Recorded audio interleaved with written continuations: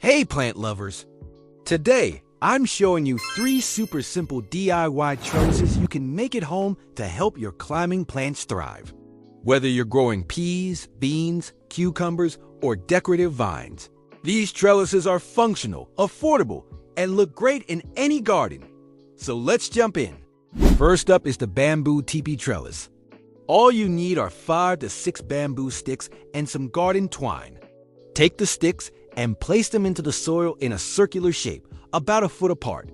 Then gather the tops and tie them securely with twine. You can wrap more twine around the frame horizontally to give your plants extra grip. And voila! This teepee trellis is perfect for beans or sweet peas. Next is the string wall trellis. This one's great if you've got a fence or wall to work with.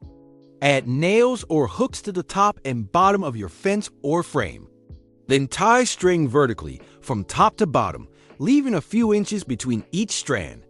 You can also crisscross for a diamond pattern. This is ideal for cucumbers and morning glories. And finally, the ladder trellis, probably the easiest of all. Just take an old wooden ladder, lean it securely against a wall or stand it upright in your garden bed. The rungs give your plants plenty to grab onto. You can even paint it to match your garden style. This works great for squash or flowering vines like clematis. And there you have it, the 3 easy, budget-friendly trellises you can build in under an hour. Let your plants climb high and show off in style. If you found this helpful, give it a thumbs up, subscribe for more garden do-it-yourselfers, and let me know in the comments which trellis you'll try. Thanks for watching. I'll see you next time.